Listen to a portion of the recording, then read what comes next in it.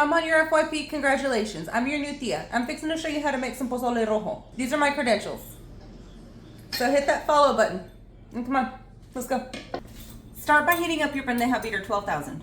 While that's heating up, get your pendeja beater 500 and go ahead and start heating that one up too. To your pendeja beater 500, add in about 8 garlic cloves. Also add in about half an onion that's been chopped up. Then you want to cover this with water.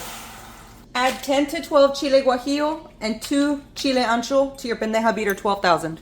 You don't want to cook these too long, just a couple of seconds on each side will do. Once your chiles have roasted, go ahead and add them to your pendeja beater 500. If you need to add more water to this, add more water. Now remove your pendeja beater 12,000 from the heat. We're gonna use this here in just a little bit, so don't put it away yet. Now allow your chiles and your garlic to simmer for about 10 to 15 minutes. And while that's simmering, let's go work on our meat. Now for my meat, I'm using a pork shoulder picnic roast. This is 5.11 pounds. Now this does still have the bone in it, so we're gonna try to cut around that bone as much as we can so we can take it out. If you wanna remove some of the fat, go ahead. The fat does help to flavor your broth. So I'm gonna leave some of it on there, but not all of it. Looks like a watermelon almost.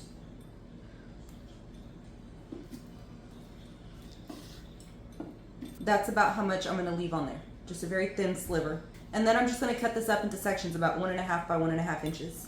After your chiles are done softening, go ahead and pull that off the stove and get your blender. Then just start adding everything to your blender. Add the water from your pendeja beater to your blender. Then just put the lid on that and blend this up.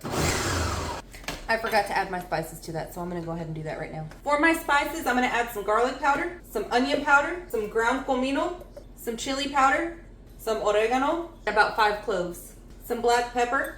I'm also gonna add a little bit of chicken bouillon and some salt. That is really thick, so I am gonna add in some chicken stock.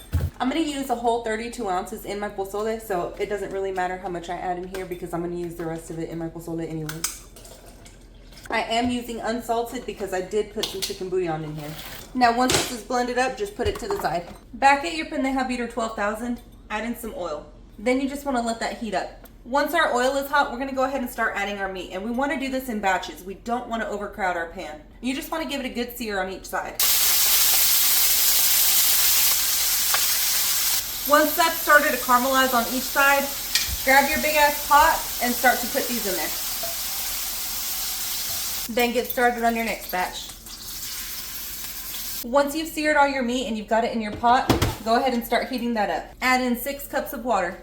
Then add in the rest of your chicken broth. Add in 2 bay leaves.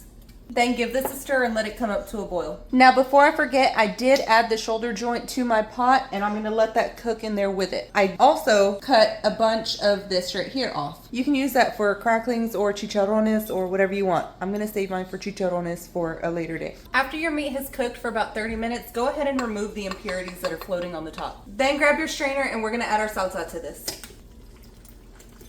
It helps to use a spoon to push this down. I added about 2 cups of water to this so that way I can get the rest of the salsa that was left in there. Then I'm just gonna run that through my strainer as well. After you've added your salsa, go ahead and give that a quick mix. Then put your lid on this and let it cook for an hour and a half. I'm gonna add 2 cans of hominy. I'm gonna wash it really, really well. I'm using 2 25-ounce cans. If you like hominy a lot, you can add more. You just wanna rinse that about 4 or 5 times or until your water starts to run clear. After about an hour and a half, go ahead and get you a piece of meat. If it's fork tender and shreds really easily, we're ready to add our hominy. Go ahead and add your washed hominy in there and then just give this a mix.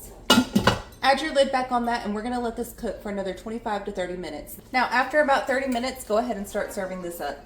You can shred it up and put it back into the pot if you want to. I'm not going to, I'm just gonna serve it just like it is. So once I've got my bowl served up, what I like to do is add in some cabbage, some diced jalapeno, a little bit of cilantro, and some onion. Then I get some lime and just squeeze that over the top.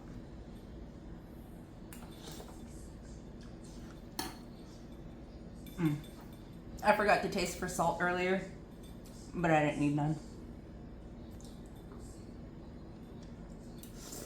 If you try this, let me know what you think. Let's go eat.